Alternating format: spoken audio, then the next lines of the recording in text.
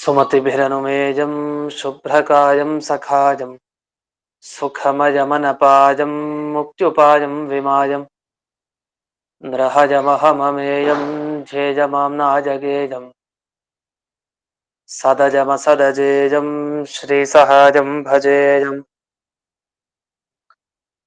अञ्जनासूनुसान्निध्यात् विजयेन विराजितम् अजितप्रीतिजनकं भजेऽहं विजयध्वजम् तपस्वाध्याय शुश्रूषा कृष्णपूजारतं मुनिम् विश्वेशमिष्टदं वन्दे परिम्राट् चक्रवर्तिनम् श्रीगुरुभ्यो नमः। हरिः ओम्। जन्माद्यस्य जतोऽन्वयादितरतश्चार्थेष्वभिघ्नस्वराट् तेने ब्रह्महृदाय आदिकवये मुह्यन्ति यं सूरयः। तेजो वारिमृतां यथा विनिमयो यत्र त्रिसर्गो मृषा धाम्ना स्वेन सदा निरस्तकुहकं सत्यं परं धीमहि। ॐ स्वस्त्यस्तु सताम् अशेष सन्मङ्गलानि भवन्तु। सम्यक् श्लोकैक श्रवण पठन मात्रेण वक्तुश्च श्रोतॄणां निखिल कलिकृत कल्मष अपनोदन पटुतरे श्रीमद्भागवते महापुराणे प्रथम स्कंधे षोडशाध्याये अद्य कथानुवादे सति किंचित् पूर्वकथानुवादः।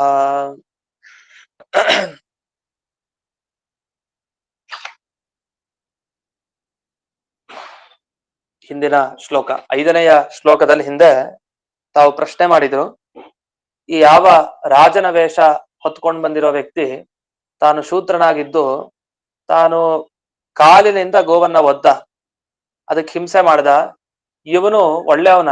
ಖಂಡಿತ ಇವನು ಕೆಟ್ಟವನೇ. ಕಾಲಿನಿಂದ ಹಸುವನ್ನ ಮುಟ್ಟಿದಾನೆ, ಸ್ಪರ್ಶ ಮಾಡಿದಾನೆ ಅಂತಂದ್ರೆ ಇವನು ಅತ್ಯಂತ ನೀಚನೇ ಇವನು ಅಂತ ಹೀಗೆ ಅವನ ಬಗ್ಗೆ ನಿಂದನೆ ಮಾಡಿದ್ದಷ್ಟೇ ಹೊರತು ಹೊಸದಾಗಿ ಅವನು ಯಾರು ಅಂತ ಪ್ರಶ್ನೆ ಮಾಡ್ಲಿಕ್ಕೆ ಹೋಗಿದ್ದಲ್ಲ. ಅಂದ್ರೆ ಅವನು ಕಲಿಪುರುಷನ ಅಂತ ಸಹಜವಾಗಿ ಇವನು ಕಲಿಪುರುಷ ಅಂತ ಹಿಂದೆ ಜ್ಞಾನ ಇದ್ದೇ ಇದೆ. ಆದ್ರೂ ಇವನು ಯಾರು ಅನ್ನುವ ಪ್ರಶ್ನೆ ಕೇಳ್ತಾರೆ ಅಂದ್ರೆ ಅದು ಸಹಜ ಸರಿ ಹೋಗೋದಿಲ್ಲ. ಅದಕ್ಕೋಸ್ಕರ ಇದು ಪ್ರಶ್ನೆ ಏನ್ ಕೇಳಿದ್ದಾರೆ ಈ ಶ್ಲೋಕದಲ್ಲಿ, 5ನೇ ಶ್ಲೋಕದಲ್ಲಿ ಅಂದ್ರೆ, ಇವನು ಕೆಟ್ಟ ಕೆಲಸ ಮಾಡೋನೇ ಅಂತ ನಮಗೆ ನಿಶ್ಚಯ ಆಗೋಗಿದೆ. ಯಾಕೆ ಅಂದ್ರೆ ಇವನು ಕಲಿಪುರುಷನೇ ಆಗಿರ್ಬೇಕು. ಯಾಕೆ ಅಂತಂದ್ರೆ ಗೋವನ್ನ ಕಾಲಿನಿಂದ ಒದ್ದಿದ್ದಾನೆ ಅನ್ನೋ ಕಾರಣಕ್ಕೆ ಅಂತ. ಇನ್ನು ಮುಂದಕ್ಕೆ 6ನೇ ಶ್ಲೋಕದಲ್ಲಿ ಶೌನಕರು ತಾವು ಸೂತ ಪುರಾಣಿಕರ ಬಳಿ ಪ್ರಶ್ನೆ ಮಾಡ್ತಾ ಇದ್ದಾರೆ. ಮುಂದೆ ಏನ್ ಪ್ರಶ್ನೆ ಮಾಡ್ತಾರೆ ಅನ್ನೋದನ್ನ ಈಗ ಗಮನಿಸೋಣ. 6ನೆಯ ಶ್ಲೋಕ. ತತ್ಕಥ್ಯತಾಂ ಮಹಾಭಾಗ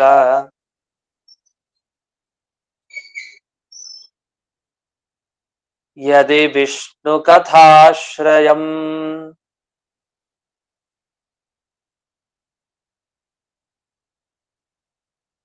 ಅಥವಾಸ್ಯ ಪದಾಂಭೋಜ ಮಕರಂದಲಿಹಾಂಸತಾಂ. ಮಹಾಭಾಗ ಅಂತ ಸೂತ ಪುರಾಣಿಕರನ್ನ ಕರೀತಾ ಇದ್ದಾರೆ. ಮಹಾಭಾಗ ಅಂತ ಕರೆದ ಉದ್ದೇಶ ಇಷ್ಟು, ಎಷ್ಟು ಭಾಗ್ಯಶಾಲಿಗಳು ನೀವು. ನಮಗೆ ಭಾಗವತ ಉಪದೇಶ ಮಾಡಿದಂತೆ ಇನ್ನು ಎಷ್ಟು ನೀವು ಉಪದೇಶ ಮಾಡಿದಿರಿ, ಉಪದೇಶ ಮಾಡುವಂತ ಯೋಗ್ಯತೆ ನಿಮ್ದು ಎಷ್ಟಿದೆ ನಿಮ್ಮಲ್ಲಿ ಅಂತ ಮಹಾಭಾಗ್ಯಶಾಲಿಗಳೇ ಅಂತ ಅವರನ್ನ ಸೂತ ಪುರಾಣಿಕರನ್ನ ಹೊಗಳ್ತಾ ಈಗ ಒಂದು ಮಾತನ್ನ ಹೇಳ್ತಾ ಇದ್ದಾರೆ. ತತ್ ಅಂದ್ರೆ ಕಲಿ ನಿಗ್ರಹ. ಈ ಕಲಿ ನಿಗ್ರಹವನ್ನ ನಾವು ಕೂಡ ಮಾಡ್ಬೇಕು ಮನುಷ್ಯರು. ಅದಕ್ಕೋಸ್ಕರ ಮೊದಲು ಶೌನಕರು ತಾವು ತಮ್ಮ ಪರವಾಗಿ ಕೇಳ್ತಾ ಇದ್ದಾರೆ, ನಮಗೆ ಕಲಿ ನಿಗ್ರಹವನ್ನ ಮಾಡ್ಬೇಕು ಅಂತ ಇದೆ. ಈ ಕಲಿ ನಿಗ್ರಹ ಒಂದು ವೇಳೆ ಭಗವಂತನ ಕಥೆ ಕೇಳಿದ್ರೆ ಅಥವಾ ಭಗವಂತನಲ್ಲೇ ಮುಳುಗಿದ ಅಂದ್ರೆ ಭಗವಂತನ ಪಾದ ಕಮಲಗಳಲ್ಲೇ ಮುಳುಗಿರೋ ಯಾವ ಸಜ್ಜನರಿದ್ದಾರೆ ಅವರ ಕಥೆಯನ್ನ ಕೇಳಿದ್ರೆ ನಮಗೆ ಕಲಿ ನಿಗ್ರಹ ಆಗತ್ತೆ ಅಂತ ಆದ್ರೆ ನೀವ್ ಹೇಳಿ ಅಂತ ಪ್ರಶ್ನೆ ಕೇಳ್ತಾರೆ. ಅಂದ್ರೆ ಸಂಶಯವನ್ನ ವ್ಯಕ್ತಪಡಿಸ್ತಾ ಇದ್ದಾರೆ. ಅಂದ್ರೆ ಇದರ ಅಭಿಪ್ರಾಯ ಏನು ಅಂತಂದ್ರೆ, ಶೌನಕರು ತಾವು ಭಗವಂತನ ಕಥೆ ಕೇಳಿದ್ರೆ ಕಲಿ ನಿಗ್ರಹ ಆಗತ್ತೋ ಇಲ್ವೋ ಅಂತ ಸಂಶಯ ಪಡ್ತಾ ಇದ್ದಾರೆ ಅಂತ ಅನ್ಸತ್ತೆ ಒಂದು. ಅಥವಾ ಅಸ್ಯ ಪದಾಂಭೋಜ ಮಕರಂದಲಿಹಾಂಸತಾನ್, ದೇವರ ಕಥೆ ಕೇಳಿದಾಗ್ಲೇ ಯಾವಾಗ ಕಲಿನಿಗ್ರಹ ಆಗತ್ತೋ ಇಲ್ವೋ ಅಂತ ಸಂಶಯವನ್ನ ಈ ಶೌನಕರು ವ್ಯಕ್ತಪಡಿಸ್ತಾ ಇದ್ದಾರೆ ಅಂತ ಆದ್ರೆ, ಇನ್ನು ಆ ಭಗವಂತನ ಪಾದ ಕಮಲ ಮಕರಂದವನ್ನ ಹೀರ್ಬೇಕು ಅಂತ ಕಾಯ್ತಾ ಇರ್ತಾರಲ್ಲ ಯಾರು ಸಜ್ಜನರು, ಹರಿಭಕ್ತರು, ಆ ಹರಿಭಕ್ತರ ಚರಿತ್ರೆ ಕೇಳಿದ್ರೆ ಕಲಿನಿಗ್ರಹ ಆಗತ್ತಾ, ಅದ್ರ ಬಗ್ಗೆ ಸಂಶಯ ಪಡೋದು ಸರಿನಾ ಅಂತ ನಮ್ಗನ್ಸುತ್ತೆ. ಅಂದ್ರೆ ಎರಡು ಬಗ್ಗೆ ಸಂಶಯ ಪಡ್ತಾ ಇದ್ದಾರೆ. ನಮಗೆ ಕಲಿ ನಿಗ್ರಹ ಆಗ್ಬೇಕು, ಆ ಕಲಿ ನಿಗ್ರಹ ಅಂದ್ರೆ ಕಾಮಕ್ರೋಧಾದಿಗಳ ನಿಗ್ರಹ ಆಗ್ಬೇಕು. ಕಲಿಯ ವ್ಯಾಪಾರ ನಮ್ಮಲ್ಲಿ ನಡೀಬಾರ್ದು, ಕಲಿ ಬಂದು ನಮ್ಮಲ್ಲಿ ಪ್ರವೇಶ ಮಾಡಬಾರ್ದು. ಈ ತರ ಆಗ್ಲಿಕ್ಕೆ ದೇವರ ಕಥೆ ಕೇಳ್ಬೇಕು, ದೇವರ ಭಕ್ತರ ಕಥೆ ಕೇಳ್ಬೇಕು. ದೇವರ ಕಥೆಯನ್ನ ಕೇಳಿದ್ರೆ ಒಂದು ವೇಳೆ ಕಲಿ ನಿಗ್ರಹ ಆಗೋದಿದ್ರೆ ಹೇಳ್ರಿ ಅಂತ ಮೊದಲು ಹೇಳ್ತಾರೆ. ಅಥವಾ ಆ ದೇವರನ್ನೇ ನಂಬಿದ, ಅಂದ್ರೆ ಆ ದೇವರ ಪಾದ ಕಮಲದಲ್ಲಿರೋ ಮಕರಂದನೇ ಹೀರ್ತಾ ಇರೋ, ಅಂದ್ರೆ ಅವನ ಪಾದ ಭಜನೆ ಮಾಡ್ತಾ ಇರುವಂತ ಹರಿಭಕ್ತರ ಕಥೆಯನ್ನ ಕೇಳಿದ್ರೆ ನಮಗೆ ಒಂದು ವೇಳೆ ಕಲಿ ನಿಗ್ರಹ ಆಗತ್ತೆ ಅಂತ ಆದ್ರೆ ದೇವ್ ನಮಗ್ ಹೇಳಿ ಅಂತ. ಈ ತರ ನಮಗೆ ಈ ಭಾಗವತ ಶ್ಲೋಕದಿಂದ ಅರ್ಥ ಸಿಗತ್ತೆ. ಆದ್ರೆ ವಾಸ್ತವಿಕವಾಗಿ ಹೀಗ್ ಹೇಳೋದಿದ್ರೆ ಇಷ್ಟೊತ್ತು ಕೇಳಿದ್ದೇ ವ್ಯರ್ಥ ಆಗ್ಬಿಡತ್ತೆ. ಶೌನಕರ್ ಏನೇನ್ ಇದುವರೆಗೂ ಕೇಳಿದ್ದಾರೆ ಅದೆಲ್ಲ ವ್ಯರ್ಥ ಆಗ್ಬಿಡತ್ತೆ. ಯಾಕೆಂದ್ರೆ ದೇವರ ಕಥೆಯ ಬಗ್ಗೆ, ದೇವರ ಭಕ್ತರ ಕಥೆಯ ಬಗ್ಗೆ, ಅದಕ್ಕೆ ಕಲಿನಿಗ್ರಹ ಮಾಡುವಂತ ಶಕ್ತಿ ಇದೆಯೋ ಇಲ್ವೋ ಅಂತ ಸಂಶಯ ಪಡ್ತಾ ಇದ್ದಾರೆ ಅಂದ್ರೆ ಇದು ತಪ್ಪು, ಇದು ಅಜ್ಞಾನ ತುಂಬಿಕೊಂಡಿದ್ದಾರೆ ಅಂತ ಅರ್ಥ. ಹಾಗಾದ್ರೆ ಶೌನಕಾದಿ ಋಷಿಗಳು ಹೇಳಿದ್ರ ಅಭಿಪ್ರಾಯ ಏನು ಅಂದ್ರೆ, ಅದ ಅಭಿಪ್ರಾಯ ಇಷ್ಟಂತೆ: ನೀವು ನಮಗೆ ವಿಷ್ಣು ಭಕ್ತರ ಕಥೆ ಮುಂದಕ್ಕೆ ಹೇಳಿ, ಹಾಗೆ ವಿಷ್ಣುವಿನ ಕಥೆನೂ ಹೇಳಿ, ಆದ್ರೆ ನೀವು ಯಾವ ರೀತಿ ಕಥೆ ಹೇಳ್ಬೇಕು ಅಂದ್ರೆ ನಮಗೆ ನಮ್ಮಲ್ಲಿ ಚೂರು ಕಲಿಯ ಪ್ರವೇಶ ಆಗ್ಬಾರ್ದು, ಕಾಮಕ್ರೋಧಾದಿಗಳ ಒಂದು ಚೂರು ಅಂಶವು ನಮ್ಮಲ್ಲಿ ಇರಬಾರ್ದು, ಎಲ್ಲ ಕಿತ್ತೊಗಿಬೇಕದನ್ನ. ಆ ರೀತಿ ನಮಗೆ ಈ ವಿಷ್ಣು ಕಥೆ ಹಾಗೆ ವಿಷ್ಣು ಭಕ್ತರ ಕಥೆಯನ್ನ ಹೇಳಿ. ಅಂದ್ರೆ ಎಲ್ಲಿವರೆಗೂ ನೀವು ನಮಗ್ ಹೇಳ್ಬೇಕು ಅಂದ್ರೆ, ಎಲ್ಲಿವರೆಗೂ ಹೇಳಿದ್ರೆ ಅದೆಲ್ಲ ಹೋಗತ್ತೋ ಅಲ್ಲಿವರೆಗೂ ನಮಗ್ ಹೇಳಿ ನೀವು ಅಂತ ಈ ತರ ಅವರು ಕೇಳ್ತಾ ಇದಾರೆ ಹೊರತು ಅವ್ರ ಇದ್ರ ಬಗ್ಗೆ ಸಂಶಯ ಪಡ್ತಾ ಇಲ್ಲ, ಅದಕ್ಕೆ ಶಕ್ತಿ ಇದೆಯೋ ಇಲ್ವೋ ಅಂತ ಸಂಶಯವನ್ನ ಪಡ್ತಾ ಇಲ್ಲ ಅಂತ ಇಷ್ಟನ್ನ ತಿಳ್ಕೊಂತ ಮುಂದಕ್ಕೆ ಹೋಗೋಣ. ಒಂದು ಮಾತಿಲ್ಲಿ ವ್ಯಾಖ್ಯಾನದಲ್ಲೂ ಕೊಡ್ತಾರೆ: ಚರಿತಂ ವೈಷ್ಣವಾನಾಂತು ವಿಷ್ಣುದ್ರೇಕಾಯ ಕಥ್ಯತೆ ಅಂತ. ಅಲ್ಲ, ಕಲಿನಿಗ್ರಹ ಆಗೋದು ದೇವರ ಕಥೆ ಕೇಳಿದಾಗ್ಲೇ ಆಗತ್ತೆ, ಅದಕ್ಕೋಸ್ಕರ ವಿಷ್ಣು ಭಕ್ತರ ಕಥೆಯನ್ನ ಯಾಕೆ ಕೇಳ್ಬೇಕು ಅಂತ ಪ್ರಶ್ನೆ ಬಂದ್ರೆ, ಹಾಗಲ್ಲ, ವೈಷ್ಣವರ ಚರಿತ್ರೆಯನ್ನು ಕೇಳ್ಬೇಕು. ಯಾಕೆಂದ್ರೆ ಭಗವತ್ ಭಕ್ತರ ಚರಿತ್ರೆ ಕೇಳಿದಷ್ಟು ಭಗವಂತನಲ್ಲಿ ಭಕ್ತಿ ಹೆಚ್ಚಾಗುತ್ತೆ. ಯಾಕೆ ಅಂದ್ರೆ ಭಗವತ್ ಭಕ್ತರು ಯಾವ್ಯಾವ ರೀತಿ ಭಕ್ತಿ ಮಾಡಿದ್ದಾರೆ. ಈಗ ಅಂಬರೀಷ ಮಹಾರಾಜ ಆಗ್ಬಹುದು, ಹೀಗೆ ಬೇರೆ ಬೇರೆ ರಾಜರು ಯಾರ್ಯಾರಿದ್ದಾರೆ ದೇವರ ಮೇಲೆ ಭಕ್ತಿ ಮಾಡಿದವರು, ಅವರ ಚರಿತ್ರೆಯನ್ನು ಕೇಳ್ದಷ್ಟು ನಾವು ಅವ್ರ ತರ ಭಕ್ತಿ ಮಾಡ್ಬೇಕು, ನಾವು ಅವ್ರ ತರ ಅನುಷ್ಠಾನ ಮಾಡ್ಬೇಕು, ಅವ್ರ ತರ ಜ್ಞಾನ ಸಂಪಾದನೆ ಮಾಡ್ಬೇಕು ಅಂತ ಅನ್ಸತ್ತಾಗ. ಅದಕ್ಕೋಸ್ಕರ ಆ ರಾಜರುಗಳೆಲ್ಲ ಕಥೆ ಕೇಳ್ಬೇಕಂತ. ಆಗ ವಿಷ್ಣುವಿನಲ್ಲಿರುವ ಭಕ್ತಿ ಹೆಚ್ಚಾಗತ್ತೆ, ಇಲ್ಲದೆ ಇದ್ರೆ ಭಕ್ತಿ ಹುಟ್ಟತ್ತೆ. ಈ ಎರಡು ದೃಷ್ಟಿಯಿಂದ ವಿಷ್ಣು ಭಕ್ತರ ಚರಿತ್ರೆ ಅಂದ್ರೆ ವೈಷ್ಣವರ ಚರಿತ್ರೆಯನ್ನು ಕೇಳ್ಬೇಕು ಅಂತ ಇಷ್ಟು ಮಾತು ಬಂತು. ಯಾಕೆಂದ್ರೆ ವಿಷ್ಣುವಿನ ಜ್ಞಾನಕ್ಕೆ ಅದು ಅನುಕೂಲ, ವಿಷ್ಣು ಭಕ್ತರ ಕಥೆ ಕೇಳೋದು ಅಂತ. ಸರಿ, ಈಗ ವಿಷ್ಣು ವೈಷ್ಣವ ಇಬ್ಬರ ಕಥೆಯನ್ನ ಕೇಳ್ಬೇಕು ಅಂತ ಹೇಳಿದ್ರಿ. ಇದಕ್ಕೆ ಇನ್ನೂ ಒಂದು ವಿಶೇಷ ಕಾರಣ ಕೊಡ್ತಾರೆ. ಇನ್ನೂ ಇದಕ್ಕೆ ಏನೇನ್ ಫಲ, ಯಾಕೆ ಇದನ್ನ ಕೇಳ್ಬೇಕು? ಈಗ ಕೇಳಿದ್ರೆ ಕಲಿ ನಿಗ್ರಹ ಆಗತ್ತೆ ಅಂತ ಹಿಂದೆ ಬಂತು, ಆದ್ರೆ ಇವೆರಡನ್ನೇ ಯಾಕೆ ವಿಶೇಷವಾಗಿ ಒತ್ತು ಹೇಳ್ತಾ ಇದ್ದೀರಿ? ಇನ್ನೇನಾದ್ರು ಸಾಧನೆ ಇರಬಹುದಾ ಅಂದ್ರೆ ಇನ್ಯಾವ್ದು ಇಲ್ಲ, ಇದ್ ಮಾಡ್ಬೇಕಾಗಿದ್ದು ಇಷ್ಟೇ ಅಂತ ಹೇಳ್ತಾರೆ. ಮುಂದಿನ ಶ್ಲೋಕ ಅದಕ್ಕೆ ಉತ್ತರ ಕೊಡ್ತಾ ಇದೆ. ಯಾಕೆ ಇವರಿಬ್ಬರ ಕಥೆ ಕೇಳ್ಬೇಕು, ವಿಷ್ಣು ಭಕ್ತರ ಕಥೆ ವಿಷ್ಣುವಿನ ಕಥೆ ಯಾಕೆ ಕೇಳ್ಬೇಕು ಅಂದ್ರೆ 7ನೇ ಶ್ಲೋಕ: ಕಿಮನ್ಯೈರಸದಾಲಾಪೈ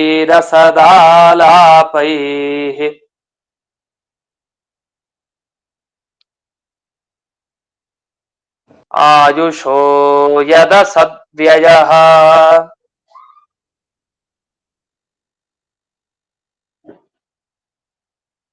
ಕ್ಷುದ್ರಾಯುಷಾಂ ನೃಣಾಮಂಗ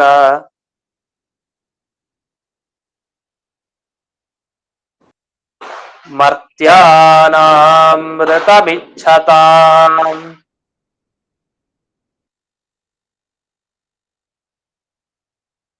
ಈ ಶ್ಲೋಕದ ಕೊನೆಗೆ 2 ತರ ಪಾಠ ಸಿಗುತ್ತೆ. ಒಂದು ಶ್ಲೋಕ ಮರ್ತ್ಯಾನಾಂ ಋತಂ ಇಚ್ಛತಾಂ ಅಂತ ಈಗ ಹೇಳಿದೆ, ಅಲ್ಲೇ PDF ನಲ್ಲಿ ಅದನ್ನು ಕೊಟ್ಟಿದ್ದಾರೆ. ಮೃತಿಂ ಋಚ್ಛತಾಂ ಅಂತಾನು ಇದೆ, ಮೃತಿಂ ಋಚ್ಛತಾಂ. ಹೀಗೆ ಋತಂ ಇಚ್ಛತಾಂ ಅಂತಿದೆ, ಮೃತಿಂ ಋಚ್ಛತಾಂ ಅಂತಾನು ಇದೆ. ಎರಡು ಶಬ್ದಗಳನ್ನ ಕೇಳ್ತೀವಿ, ಎರಡು ಸರಿ ಇದೆ. ಪ್ರಕೃತ ಈ ಋತಂ ಇಚ್ಛತಾಂ ಅನ್ನೋ ಪಾಠಕ್ಕೆ ತಗೊಳ್ಳೋಣ. ಋತಂ ಇಚ್ಛತಾಂ ಅಂತ ಏನ್ ಹೇಳ್ಕೊಟ್ಟೆ ಅದನ್ನ ಇಟ್ಕೊಂಡು ಅರ್ಥ ನೋಡೋಣ. ಈಗ ಯಾಕೆ ವಿಷ್ಣುವಿನ ಕಥೆ ಮತ್ತೆ ವಿಷ್ಣು ಭಕ್ತರ ಕಥೆ ಯಾಕೆ ಕೇಳ್ಬೇಕು ಈ ಕಲಿಯುಗದಲ್ಲಿ? ಪ್ರಶ್ನೆ. ಯಾಕೆ ದೇವರ ಕಥೆ ದೇವರ ಭಕ್ತರ ಕಥೆ ಕೇಳ್ಬೇಕು ಅಂದ್ರೆ, ಆಯುಷಃ ಅಸತ್ಯಯ, ನಮ್ಮ ಆಯುಷ್ಯ ಕೆಟ್ಟದಾಗ ಕಳೀತಾ ಇದೆ, ಅದು ಖರ್ಚಾಗ್ತಾ ಇದೆ ಅಂತ. ಆಯುಷ್ಯ ವ್ಯಯ ಅಂದ್ರೆ ಖರ್ಚಾಗೋದು, ಆಯುಷ್ಯ ಖರ್ಚಾಗ್ತಾ ಇದೆ. ಎಲ್ಲಿ ಖರ್ಚಾಗ್ತಾ ಇದೆ, ಯಾವ ವಿಷಯದಲ್ಲಿ ಖರ್ಚಾಗ್ತಾ ಇದೆ? ಕೆಟ್ಟ ವಿಷಯದಲ್ಲಿ, ಕೆಟ್ಟ ರೀತಿಯಲ್ಲಿ ಖರ್ಚಾಗ್ತಾ ಇದೆ ಅಂತೆ. ಅಸದ್ವ್ಯಯ, ಕೆಟ್ಟದಾಗ ಖರ್ಚಾಗ್ತಾ ಇದೆ ಅಂದ್ರೆ ಅಮಂಗಳಕರವಾಗಿ ಹೋಗ್ತಾ ಇದೆ ನಮ್ಮ ಆಯುಷ್ಯ. ಪ್ರತಿ ಕ್ಷಣಗಳು ಜೀವನದಲ್ಲಿ ಯಾವ ದಿವಸ ಯಾವ ಕ್ಷಣ ಏನಾರೊಂದು ಒಳ್ಳೆ ಕೆಲಸ ಮಾಡ್ತೀವಿ ಅಂತಾದ್ರೆ, ಧಾರ್ಮಿಕ ಕಾರ್ಯ, ಅದಕ್ಕಿಂತ ಅದು ಖರ್ಚಾಯ್ತಲ್ಲ ಆಗ ಆಯುಷ್ಯ. ಅಂದ್ರೆ ಒಳ್ಳೆ ಕೆಲಸ ಮಾಡ್ಬೇಕಾದ್ರೆ ಆಯುಷ್ಯ ಖರ್ಚಾಯ್ತಲ್ಲ, ಅದು ತುಂಬಾ ಒಳ್ಳೇದಂತೆ. ಯಾಕೆಂದ್ರೆ ಆಯುಷ್ಯ ಆ ಧಾರ್ಮಿಕ ಕಾರ್ಯದಲ್ಲಿ ಒಂದ್ ಸ್ವಲ್ಪ ಖರ್ಚಾದ್ರೆ ಆಯುಷ್ಯ ಆ ಕ್ಷಣದಲ್ಲಿ ಖರ್ಚಾಯ್ತು ಅಂತ ಅನ್ಸತ್ತಷ್ಟೇ, ಆದ್ರೆ ಆ ಪುಣ್ಯದಿಂದ ಆಯುಷ್ಯ ಮತ್ತೆ ಹೆಚ್ಚಾಗ್ತಾ ಹೋಗ್ತಾನೆ ಇರುತ್ತೆ, ಯಾಕೆ ಧಾರ್ಮಿಕ ಕಾರ್ಯ ಮಾಡಿದ್ರಿಂದ. ಹಾಗಾದ್ರೆ ಅಸದ್ಯಯ, ನಮ್ಮ ಆಯುಷ್ಯ ವ್ಯರ್ಥವಾಗಿ ಕಳೆದು ಮುಂದೆ ಆ ವ್ಯರ್ಥವಾಗಿ ಆಯುಷ್ಯ ಕಳೆದಿದ್ರಿಂದ ನಾವು ನರಕಕ್ಕೆ ಹೋಗ್ತೀವಿ ಅಂತಂದ್ರೆ ಅದರಿಂದ ಉಪಯೋಗ ಏನು? ಅಲ್ಲ, ನಾವೇ ನರಕಕ್ಕೆ ಹೋಗಲ್ಲ, ಯಾಕೆಂದ್ರೆ ವ್ಯರ್ಥವಾಗಿ ಏನ್ ಕಳೀಲಿಲ್ಲ, ನಾವು ಎಲ್ಲ ಆರಾಮಾಗೆ ಇದ್ವಿ ಅಂತಂದ್ರೆ. ಆರಾಮಾಗಿರೋದು ಅಂದ್ರೆ ಲೌಕಿಕ ಭೋಗಗಳಲ್ಲಿ ಮುಳುಗಿ ಮುಳುಗಿ ಆಸಕ್ತಿಯಾಗಿ ಆ ಆಸಕ್ತಿಯನ್ನ ಪಡೆದುಕೊಂಡು ಅಲ್ಲೇ ಮುಳುಗಿದ್ದು ದೇವರ ಬಗ್ಗೆ ಕೇಳಲಿಲ್ಲ, ವಿಷ್ಣು ಭಕ್ತರ ಬಗ್ಗೆ ಕೇಳಲಿಲ್ಲ ಅಂದ್ರೆ ನೀವ್ ಏನ್ ಕೇಳ್ತಾ ಇದೀರಿ ಅಂತ ಅರ್ಥ. ಅನ್ಯೈಹಿ ಅಸದಾಲಾಪೈಹಿ, ಸುಮ್ನೆ ಬೇರೆ ಪಟ್ಟಾಂಗ, ಸುಮ್ನೆ ಮಾತಾಡ್ತಾ ಕೂತಿರೋದು, ಹರಟೆ ಹೊಡಿತಾ ಇರೋದು ಅಂತ ತಾತ್ಪರ್ಯ. ಅದನ್ನ ಅಸದಾಲಾಪ ಅಂತ ಹೇಳ್ತಾರೆ. ಅದನ್ನ ಏನೋ ಉಪಯೋಗ ಇಲ್ಲ, ಕೇಳ್ದವ್ರಿಗೂ ಉಪಯೋಗ ಇಲ್ಲ, ನಾವು ಮಾತಾಡ್ದವ್ರಿಗೂ ಉಪಯೋಗ ಇಲ್ಲ. ಈ ರೀತಿ ಮಾತಾಡಿದವ್ರಿಗಾಗ್ಲಿ ಕೇಳಿದವ್ರಿಗಾಗ್ಲಿ ಯಾರಿಗೂ ಉಪಯೋಗ ಇಲ್ಲ. ಅಂದ್ಮೇಲೆ ಅನ್ಯೈಹಿ ಕಿಂ, ಅಂಥ ಅಮಂಗಳಕರವಾದ ಮಾತಾಡೋದ್ರಿಂದ ಏನು ಉಪಯೋಗ, ಅದನ್ನ ಬಿಟ್ಬಿಡಿ.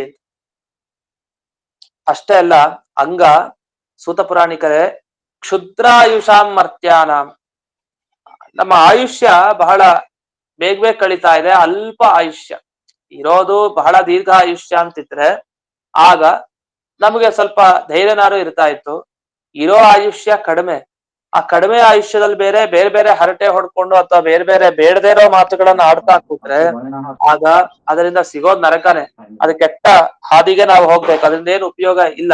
ಅದಕ್ಕೋಸ್ಕರ ನಾವು ಅಲ್ಪ ಆಯುಷ್ಯವನ್ನ ಪಡೆದ ಮನುಷ್ಯರು ತಾವು ಬೇಗ ಜ್ಞಾನ ಮಾರ್ಗಕ್ಕೆ ಬರಬೇಕು, ಬೇಗ ಜ್ಞಾನವನ್ನ ಪಡೆದು ತಾವು ಒಳ್ಳೆಯ ಲೋಕಕ್ಕೆ ಹೋಗ್ಬೇಕು, ಅವರಿಗೆ ಮೋಕ್ಷ ಸಿಗ್ಬೇಕು ಅನ್ನೋ ದೃಷ್ಟಿಯಿಂದ ನಾವ್ ಏನ್ ಮಾಡ್ಬೇಕು, ಯಾವ್ದನ್ ಕೇಳ್ಬೇಕು ಅಂದ್ರೆ ವಿಷ್ಣುವಿನ ಕಥೆ, ವಿಷ್ಣು ಭಕ್ತರ ಕಥೆ, ಇದನ್ನ ಕೇಳಲೇಬೇಕಂತೆ.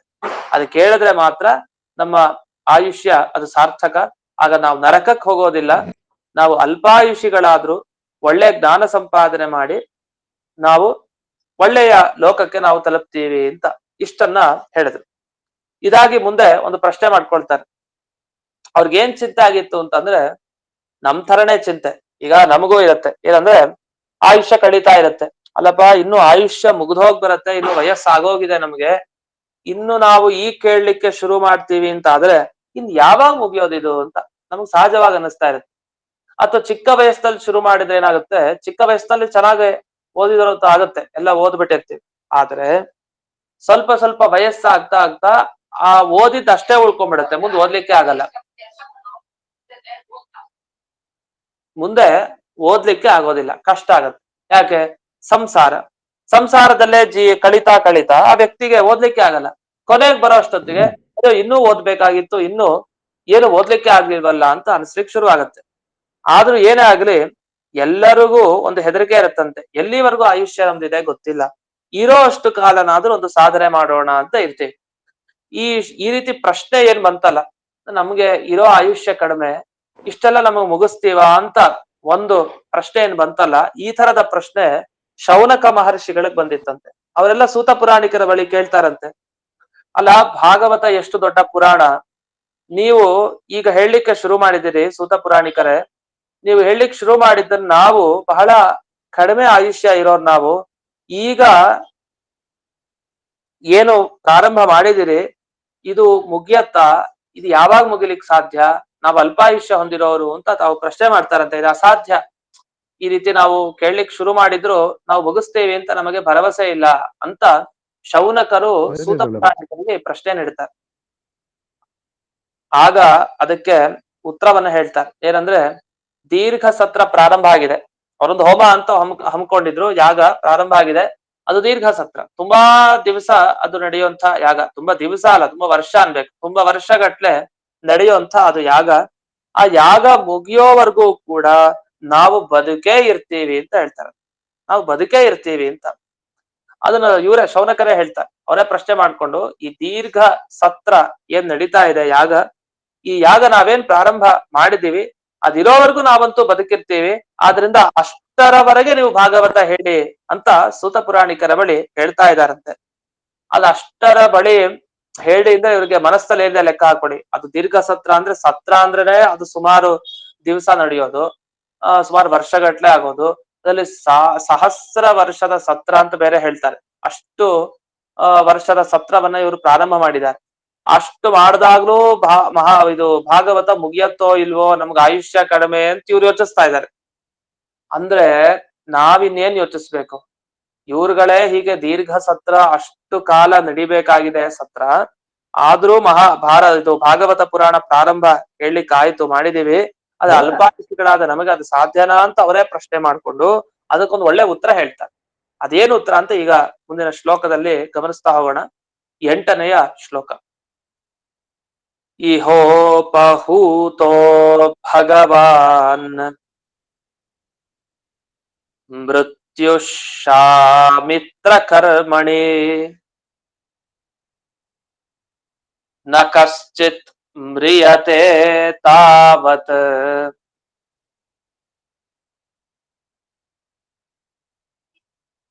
ಯಾವದಾಸ್ತ ಇಹಾಂತಕಃ. ಅಲ್ಲಿ PDF ನಲ್ಲಿ ಯಾವಾಸ್ತ ಅಂತ ಆಗಿದೆ, ಅಲ್ಲಿ ಯಾವದಾಸ್ತ ಅಂತ ಆಗ್ಬೇಕು. ನಕಶ್ಚಿನ್ಮ್ರಿಯತೆ ತಾವತ್ ಯಾವಾದಾಸ್ತ ಅಂತಿದೆ, ಯಾವದಾಸ್ತ ಅಂತ ಆಗ್ಬೇಕು. ವಾ ಅಂತ ದೀರ್ಘ ಇರೋದು ತಪ್ಪು, ವ ಅಂತ ಆಗ್ಬೇಕು. ಈ ಶ್ಲೋಕದ ಅರ್ಥಕ್ಕೆ ಬರೋಣ.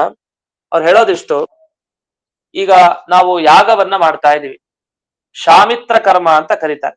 ಈ ಶಾಮಿತ್ರ ಕರ್ಮ ಅಂತಂದ್ರೆ ಏನು ಅಂದ್ರೆ, ಈ ಕೆಲವು ಪಶುಗಳನ್ನ ಈ ದೇವತೆಗಳಿಗೆಲ್ಲ ಅರ್ಪಿಸುವಂತ ಕ್ರಮ ಇದೆ. ಯಾಗಗಳೆಲ್ಲ ಈ ಅಶ್ವಮೇಧ ಯಾಗ, ಹಾಗೆ ಅನೇಕ ಯಾಗಗಳಿದೆ. ಈ ಯಾಗಗಳಲ್ಲೆಲ್ಲ ಕೆಲವು ಪಶುಗಳನ್ನ ಹೋಗಿ ಒಂದು ಸ್ತಂಭಕ್ಕೆ ಕಟ್ತಾರೆ. ಇಂಥ ದೇವತೆಗೆ ಇಂಥ ಪಶುಗಳು ಸೇರ್ಲಿ ಅಂತ ಹೀಗ್ ಮಾಡೋದಿರತ್ತೆ. ಅಂತ ಒಂದು ಕರ್ಮಕ್ಕೆ ಇಲ್ಲಿ ಶಾಮಿತ್ರ ಕರ್ಮ ಅಂತ ಕರೆದಿದ್ದಾರೆ. ಆ ಶಾಮಿತ್ರ ಕರ್ಮವನ್ನು ಇವರು ನೈಮಿಷಾರಣ್ಯವಾಸಿಗಳಾದ ಈ ಋಷಿಗಳು ತಾವು ಪ್ರಾರಂಭ ಮಾಡಿದ್ದಾರೆ. ಇದರಲ್ಲಿ ಯಾಗದ ಮಧ್ಯೆ ದೇವರನ್ನ ಆವಾಹನೆ ಇದು ಕರೀತಾರೆ, ಆಹ್ವಾನ ಮಾಡ್ತಾರೆ ದೇವರನ್ನ, ಬಾ ಅಂತ. ಯಾವ ದೇವರನ್ನ? ನರಸಿಂಹ ದೇವರನ್ನ ಆಹ್ವಾನ ಮಾಡ್ತಾರಂತೆ. ನರಸಿಂಹ ದೇವರೇ ನೀವು ಬನ್ನಿ, ನಿಮಗೆ ಇದರೆಲ್ಲ ಅರ್ಪಣೆ ಆಗ್ಲಿ ಅಂತ ಆವಾಹನೆ ಅಥವಾ ಆಹ್ವಾನ ಮಾಡ್ತಾ ಇದ್ದಾರೆ. ಆ ಸಂದರ್ಭದಲ್ಲಿ ಎಲ್ಲಿವರೆಗೆ ನರಸಿಂಹ ದೇವರು ಗಟ್ಟಿಯಾಗಿ ಇರ್ತಾರೋ ಯಾಗದ ಸಂದರ್ಭದಲ್ಲಿ, ಯಾಕೆಂದ್ರೆ ಅವರೇ ಅಂತಕ, ಯಾಕೆಂದ್ರೆ ಯಮದೇವರಾಗ್ಲಿ ರುದ್ರದೇವರಾಗ್ಲಿ ಇವರಿಗೂ ಅಂತಕ ಯಾರು? ಯಮನಂತೆ ಇರೋರು ನರಸಿಂಹದೇವರು. ಆ ನರಸಿಂಹದೇವರು ಎಲ್ಲಿಯವರೆಗೆ ನಾವು ಕರೆದಾಗ, ಎಲ್ಲಿಯವರೆಗೆ ನಮ್ಮ ದೀರ್ಘ ಸತ್ರದಲ್ಲಿ ಇರ್ತಾರೋ ಅಲ್ಲಿಯವರೆಗೆ ನಮ್ಮಲ್ಲಿ ಒಬ್ಬನೂ ಸಾಯೋದಿಲ್ಲ. ನಕಶ್ಚಿನ್ ಮ್ರಿಯತೆ, ಒಬ್ನು ಸಾಯಲ್ಲ. ಅಂದ್ರೆ ಎಲ್ಲಿವರೆಗೆ ಆ ನರಸಿಂಹದೇವರ ಅನುಗ್ರಹ ಇದೆಯೋ ಅಲ್ಲಿವರೆಗೆ ನಾವು ಬದುಕಿರ್ತೀವಿ, ದೀರ್ಘ ಸತ್ರದಲ್ಲಿ ಇದ್ದೇ ಇರ್ತೀವಿ, ಒಬ್ರು ನಾವು ಸಾಯಲ್ಲ ಅಂತ. ಅಂದ್ರೆ ಜೀವನದಲ್ಲಿ ನಾವು ಯಾವಾಗ್ಲೂ ನಮ್ಮ ವಿಘ್ನಗಳನ್ನೆಲ್ಲ ಪರಿಹಾರ ಮಾಡು ಸ್ವಾಮಿ ಕೇಳ್ತಾ ಇರ್ಬೇಕಂತ. ಒಂದು ಕೆಲಸ ಶುರು ಮಾಡ್ತೀವಿ, ಭಾಗವತ ಕೇಳಲಿಕ್ಕೆ ಅಥವಾ ಮತ್ತೊಂದು ಅನೇಕ ಕೆಲಸಗಳು, ಧಾರ್ಮಿಕ ಕಾರ್ಯ, ಅದು ಮಾಡ್ಬೇಕಾದೆಲ್ಲ ಮೊದಲಿಗೆ ಶುರು ಅಂತೂ ಮಾಡಿದ್ದೀನಿ, ಎಲ್ಲಿವರೆಗೂ ನೀನು ಕೇಳಿಸ್ತೀಯೋ ಅಲ್ಲಿವರೆಗೂ ಕೇಳಿಸು, ವಿಘ್ನವನ್ನ ಮಧ್ಯಕ್ಕೆ ಆಗದೆ ಇರೋ ಹಾಗೆ ಮಾಡು ಅಂತ ಗಟ್ಟಿಯಿಂದ ಪ್ರಾರ್ಥನೆ ಮಾಡ್ಬೇಕಂತ. ನಮ್ಮ ಆಯುಷ್ಯ ಇರೋಷ್ಟರಲ್ಲೇ ಎಷ್ಟು ಸಾಧ್ಯವೋ ಅಷ್ಟು ಸಾಧನೆಯನ್ನ ಮಾಡಿಸು ಅಂತ ಕೇಳ್ಬೇಕಂತೆ ದೇವರ ಬಳಿ. ಅದನ್ನು ಕೂಡ ವಿಶೇಷವಾಗಿ ನರಸಿಂಹ ದೇವರ ಉಲ್ಲೇಖವನ್ನೇ ಇಲ್ಲೆಲ್ಲ ಮಾಡ್ತಾ ಹೋಗ್ತಾರೆ. ಯಾಕೆಂದ್ರೆ ಮನುಷ್ಯರಿಗೆ ಮೃತ್ಯುಪ್ರದ ಅಂದ್ರೆ ಅದು ನರಸಿಂಹನೇ ಅಂತ. ಅವನು ವಿಘ್ನ ಪರಿಹಾರವನ್ನ ಮಾಡಿದ್ರೆ ಆಗ ನಮ್ಮ ಆಯುಷ್ಯಕ್ಕೆ ಮಧ್ಯಕ್ಕೆ ಯಾವುದೇ ವಿಘ್ನ ಬರೋದಿಲ್ಲ. ನಿಶ್ಚಿತವಾಗಿರುತ್ತೆ ಇಷ್ಟೇ ಆಯುಷ್ಯ ಅಂತ ಒಬ್ಬ ವ್ಯಕ್ತಿಗೆ. ಆದ್ರೆ ಕೆಲವು ಸಲ ಅಕಾಲ ಮೃತ್ಯು ಅಂತ ಹೇಳ್ತೀವಿ. ಇಷ್ಟು ಬೇಗ ಮೃತ್ಯು ಬರುತ್ತೆ ಅಂತ ನಾವು ಅನ್ಕೊಂಡಿರ್ಲಿಲ್ಲ ಅಂತ ಮಾತಾಡ್ಕೊಳ್ತಾ ಇರ್ತೀವಿ. ಅದು ಅಷ್ಟು ಬೇಗ ಆ ಕಾಲದಲ್ಲಿ ವಾಸ್ತವಿಕ ನಮ್ಮ ಕಾಲ ಎಷ್ಟೋ ಇರುತ್ತೆ, ದೀರ್ಘ ತುಂಬಾ ವರ್ಷ ಬದುಕ್ಬೇಕಾಗಿರುತ್ತೆ. ಅದ್ರ ಮುಂಚೆನೆ ಮೃತ್ಯು ಹತ್ರಕ್ ಬರೋ ಸಂಭವ ಇರುತ್ತೆ. ಆ ಬರೋಂತ ಮೃತ್ಯು ಬರದೇ ಇರ್ಲಿ, ವಿಘ್ನ ಪರಿಹಾರ ಆಗ್ಲಿ, ತನ್ಮೂಲಕ ಒಂದಿಷ್ಟು ಸಾಧನೆ ಮಾಡುವಂತೆ ಆಗ್ಲಿ ಅಂತ ನರಸಿಂಹ ದೇವರ ಪ್ರಾರ್ಥನೆಯನ್ನು ಮಾಡ್ಬೇಕಂತೆ. ಅದನ್ನ ಇಲ್ಲಿ ಇವರು ನಮಗ್ ತಿಳಿಸ್ಕೊಡ್ತಾ ಇದ್ದಾರೆ ಈ ಮುಖಾಂತರ. ಯಾಕಂದ್ರೆ ಇವರು ದೀರ್ಘ ಸತ್ರದಲ್ಲಿ ನಾವು ನರಸಿಂಹ ದೇವರ ಆವಾಹನೆ ಮಾಡಿದೀವಿ. ಎಲ್ಲಿವರೆಗೂ ನರಸಿಂಹ ದೇವರು ಇರ್ತಾರೋ ಅಲ್ಲಿವರೆಗೂ ನಮ್ಗೆ ಹೆದರಿಕೆ ಇಲ್ಲ, ಒಬ್ರು ಸಾಯಲ್ಲ. ಅದನ್ನ ಅಷ್ಟವರೆಗೆ ನಾವು ಭಾಗವತ ಕೇಳ್ತೀವಿ ಅನ್ನೋ ದೃಢವಾದ ವಿಶ್ವಾಸ ಇವರಿಗಿದೆ, ಶೌನಕರಿಗೆ. ಈ ಮುಖಾಂತರ ಅವರು ಇದನ್ನ ನಮಗೆ ತಿಳಿಸಿದ್ದಾರೆ. ಅಂತೂ ಭಾಗವತ ಶ್ರವಣ ಆಗಿ ನಿರಂತರವಾಗಿ ನಿರ್ವಿಘ್ನತೆಯಿಂದ ನಡೀಲಿ ಅನ್ನೋದಕ್ಕೆ ನಾವು ನರಸಿಂಹ ದೇವರನ್ನ, ಮೃತ್ಯು ನಿಯಾಮಕರನ್ನ ಪ್ರಾರ್ಥನೆ ಮಾಡ್ತೀವಿ.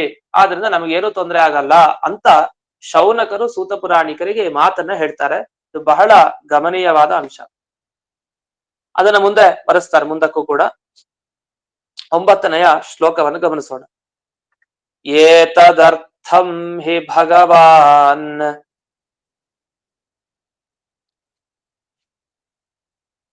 ಆಹೂತಃ ಪರಮರ್ಷಿಭಿಃ ಅಹೋ ನೃಲೋಕೆ ಪೀಯೇತ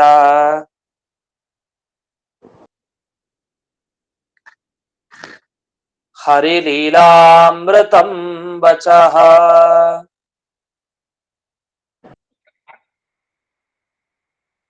ಏತದರ್ಥಂ ಹಿ ಭಗವಾನ್ ಅಂದ್ರೆ ನಾವು ಯಾಗ ಮಾಡೋದು ದೇವರನ್ನ ಕರೀಲಿಕ್ಕೆ ನಿಜ. ಆ ಅಗ್ನಿಕುಂಡದಲ್ಲಿ ದೇವರು ಪ್ರಕಟನ ಆಗ್ಲಿ ಅಂತ ಈ ಉದ್ದೇಶದಿಂದಲೇ ನಿಜ. ಆದ್ರೆ ಪ್ರಕಟನ ಆಗೋದು ಯಾಕೆ ಆಗ್ಬೇಕು? ನಾವು ಕೊಡೋ ಆಹುತಿಯನ್ನು ಸ್ವೀಕಾರ ಮಾಡ್ಲಿ ಅಂತ ನಾವು ಕರಿತಾ ಇರೋದಲ್ಲ ನರಸಿಂಹದೇವರನ್ನ. ಅವರೇ ಹೇಳ್ತಾ ಇದ್ದಾರೆ ಈ ಮಾತಿನಿಂದ. ಏತದರ್ಥಂ ಹಿ, ಇದಕ್ಕೋಸ್ಕರ ನಾವು ಆಹೂತಃ ಭಗವಾನ್, ಆ ದೇವರನ್ನ ನಾವು ಕರೆದಿದ್ ಈ ದೃಷ್ಟಿಯಿಂದ. ಯಾವ ಯಾವ ಋಷಿಗಳಿಲ್ಲಿ ಯಾರ್ಯಾರು ನಿಂತಿದ್ದಾರೆ, ಕೂತಿದ್ದಾರೆ, ಶ್ರೇಷ್ಠ ಋಷಿಗಳು, ಇವರೆಲ್ಲ ಕರೆದಿದ್ ಯಾಕೆ ಅಂದ್ರೆ ನೃಲೋಕೆ ಹರಿಲೀಲಾಮೃತಂ ವಚಃ ಪೀಯೇತ. ಈ ಮನುಷ್ಯ ಲೋಕ ಅಂತಂದ್ರೆ ಮೃತ್ಯುವಿನ ಭಯ ಇರುವಂತಹ ಲೋಕ. ಯಾಕಂದ್ರೆ ಜಾಸ್ತಿ ವರ್ಷ ಬದುಕಿರ್ಬೇಕು ಅಂತಿಲ್ಲ, ಅಥವಾ ಬದುಕಿದ್ರು ವ್ಯರ್ಥವಾಗಿ ಆಯುಷ್ಯವನ್ನ ಕಳ್ಕೊಳ್ಳುವಂತಹ ಕಾಲ ಇದು. ಅಂಥ ಈ ಕಾಲ ಹೊಂದಿರೋ ಈ ಮನುಷ್ಯ ಲೋಕ ಏನಿದೆ, ಈ ಲೋಕದಲ್ಲಿ ಹರಿ ಲೀಲಾಮೃತ, ಭಗವಂತನ ಲೀಲೆ ಏನಿದೆ ಅದೇ ಅಮೃತ, ಮೋಕ್ಷ ನೀಡುವಂಥದ್ದು. ಅಂತ ಹರಿಲೀಲಾಮೃತದ ಮಾತು ಅಂದ್ರೆ ಈ ಭಾಗವತ ಏನಿದೆ, ಈ ಭಾಗವತವನ್ನ ಕೇಳಲಿಕ್ಕೆ ನಮಗೊಂದು ಅವಕಾಶ ದೊರಕ್ತಾ ಇದೆಯಲ್ಲ, ಇದಕ್ಕೆ ದೊಡ್ಡ ಆಶ್ಚರ್ಯ ಪಡ್ತಾ ಇದೀವಿ ನಾವು ಅಂತ ಅಹೋ ಅಂತ ಹೇಳ್ತಾರೆ ಯಾರು? ಶೌನಕರು. ಅವರೇ ಉದ್ಗಾರ ತೆಗಿತಾ ಇದ್ದಾರೆ. ಹಾಗಾದ್ರೆ ಈ ಮನುಷ್ಯ ಲೋಕದಲ್ಲಿ, ಮೃತ್ಯುವಿನ ಭಯ ಇರುವಂತಹ ಲೋಕದಲ್ಲಿ ಭಾಗವತವನ್ನ ನಾವು ಕೇಳ್ತಾ ಇದೀವಿ ಅಂದ್ರೆ ಇದಕ್ಕಿಂತ ಒಂದು ದೊಡ್ಡ ಭಾಗ್ಯ ಬೇಕಾ? ಇದು ಬಹಳ ಆಶ್ಚರ್ಯ. ಇಂಥ ಭಾಗವತ ನಾವೇನ್ ಕೇಳ್ತಾ ಇದೀವಿ ನಿರ್ವಿಘ್ನವಾಗಿ ನಡೀಲಿ ಅಂತಲೇ ನಾವು ಈ ಯಾಗದಲ್ಲಿ ಭಗವಾನ್ ಆಹೂತಃ, ಆ ದೇವರನ್ನ, ನರಸಿಂಹನ ನಾವು ಕರೆದಿದ್ದು ಅಂತ. ಹೀಗೆ ಆಹುತಿ ಕೊಡ್ಲಿಕ್ಕಲ್ಲ, ತುಪ್ಪ ಬೇರೆ ಚರು ಇದೆಲ್ಲ ಆಹುತಿ ಕೊಡ್ಲಿಕ್ಕೆ ಅಷ್ಟೇ ಅಲ್ಲ, ಅದು ಮುಖ್ಯ ಉದ್ದೇಶ ಅಲ್ಲ. ನಮಗೆ ದೇವರು ಬಂದು ನೆಲೆಸಿದ್ರೆ ಅಲ್ಲಿ ಎಲ್ಲೂ ವಿಘ್ನ ಉಂಟಾಗೋದಿಲ್ಲ, ನಮ್ಗೆ ಯಾವುದೇ ವಿಘ್ನ ಬರೋದಿಲ್ಲ ಅನ್ನೋ ದೃಷ್ಟಿಯಿಂದ ಅವನನ್ನು ಕರೆದು ಹರಿಲೀಲಾ ಅಮೃತವನ್ನ ಪಾನ ಮಾಡ್ಲಿಕ್ಕೋಸ್ಕರ ಅಂತಾನೆ ಇಲ್ಲಿ ಕರೆದಿದ್ದು ಅಂತ ಇಷ್ಟು ಇಲ್ಲಿ ಶೌನಕರು ವಿವರಿಸ್ತಾರೆ. ಇಷ್ಟಾಗಿ ಮುಂದಕ್ಕೆ ಒಂದು ಮಾತನ್ನು ಹೇಳ್ತಾರೆ. ಒಂದ್ ವೇಳೆ ನಾವು ಈ ರೀತಿ ಭಗವಂತನನ್ನ ಕರೆದ್ರು, ಭಗವಂತ ನಮ್ಮ ಜೊತೆಗೆ ಇದ್ರು, ನಾವು ಅವನನ್ನ ಮರೆತು ಬೇರೆ ರೀತಿಯಲ್ಲಿ ನಮ್ಮ ಆಯುಷ್ಯವನ್ನ ಕಳ್ಕೊಳ್ತಾ ಇದೀವಿ ಅಂತಂದ್ರೆ ಅದು ಬಹಳ ವ್ಯರ್ಥ. ಹಾಗೆ ಕಳೀತಾ ಇದ್ದೀವಿ ಅಂತನೂ ಕೂಡ ವಿವರಿಸ್ತಾರೆ. ವಾಸ್ತವಿಕವಾಗಿ ಶೌನಕರು ಕಳೀತಾ ಇಲ್ಲ, ಅವ್ರು ಹೇಳೋದು ಮನುಷ್ಯರನ್ನು ಉದ್ದೇಶಿಸ್ಕೊಂಡು ಈಗೆಲ್ಲ ಕಳೀತಾ ಇದ್ದಾರೆ ಮನುಷ್ಯರು. ಹಾಗಾಗಿ ಈ ರೀತಿ ಕಳಿಬಾರ್ದು ಅನ್ನೋ ಎಚ್ಚರಿಕೆಯನ್ನ ಕೊಡ್ಬೇಕು ಅಂತ ಅವರು ನಮಗೆ ನೆನಪಿಸ್ಕೊಡೋ ರೀತಿಯಲ್ಲಿ ಅವರು ಪ್ರಾರ್ಥನೆ ಮಾಡ್ತಾ ಇದ್ದಾರೆ. ನಮಗ್ ವಿಘ್ನ ಬರಬಾರ್ದು, ನಾವು ಕೇಳ್ತಾ ಇದೀವಿ ಅಂತ. ಅಂದ್ರೆ ಋಷಿಗಳೇ ಹೇಗೆ ಕೇಳ್ತಾರೆ ಅಂದ್ರೆ ಮನುಷ್ಯರು ಸುತರಾಂ ಪ್ರಾರ್ಥನೆ ಮಾಡ್ಲೇಬೇಕು, ನಿರ್ವಿಘ್ನವಾಗಿ ನಡಿಬೇಕು ಅನ್ನೋದಕ್ಕೆ ಅಂತ ಇಷ್ಟು ಸೂಚನೆ ಮಾಡಿದ ಹಾಗಾಯ್ತು. ಇನ್ನು ಮುಂದಕ್ಕೆ ಮನುಷ್ಯರೆಲ್ಲ ಈ ಜೀವನವನ್ನ ಹೇಗ್ ವ್ಯರ್ಥವಾಗಿ ಕಾಲ ಕಳೀತಾರೆ ಅನ್ನೋ ಅಂಶವನ್ನ ಒಂದು ಶ್ಲೋಕದಲ್ಲಿ ಅವರು ತಿಳಿಸಿ ಮುಂದಕ್ಕೆ ಸೂತ ಪುರಾಣಿಕರು ತಾವು ಪರೀಕ್ಷಿತ್ ಮಹಾರಾಜನ ಪ್ರಸಂಗವನ್ನ ತಗೊಳ್ತಾರೆ. ಆ ಕಲಿ ಬರೋದು, ಇವನು ಈ ಧನುಸ್ಸನ್ನ ತಗೊಂಡು ಹೋಗ್ತಾ ಇರ್ತಾನೆ, ಕೈಯಲ್ಲಿ ಹಿಡಿದಿರ್ತಾನೆ ಪರೀಕ್ಷಿತ್ ರಾಜ. ಆ ಘಟನೆಗಳನ್ನ ವಿಸ್ತಾರವಾಗಿ ಮುಂದಕ್ಕೆ ಬಿಡಿಸ್ತಾ ಹೋಗ್ತಾರೆ. ಅದೆಲ್ಲವನ್ನು ನಾಳೆ ದಿವಸ ಪಾಠ ಇರೋದಿಲ್ಲ, ನಾಳೆ ಪ್ರದೋಷ, ಅದನ್ನ ನಾಡಿದ್ದು ಪುನಃ ಪಾಠ ಅಂತ ಹೇಳ್ತಾ ಇಂದಿನ ಈ ಪಾಠವನ್ನ ಅಸ್ಮದ್ ಗುರುವಂತರ್ಗತ ವ್ಯಾಸತೀರ್ಥ ಗುರುವಂತರ್ಗತ ಭಾರತೀಯ ರಮಣ ಮುಖ್ಯ ಪ್ರಾಣ ಅಂತರ್ಗತ ಶ್ರೀಮನ್ ಮೂಲ ಗೋಪಾಲಕೃಷ್ಣನಿಗೆ ಅರ್ಪಣೆ ಮಾಡ್ತೇನೆ. ಶ್ರೀಕೃಷ್ಣ ಅರ್ಪಣ.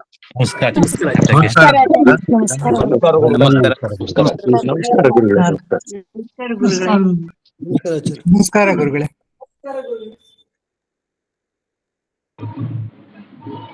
ನಮಸ್ಕಾರ.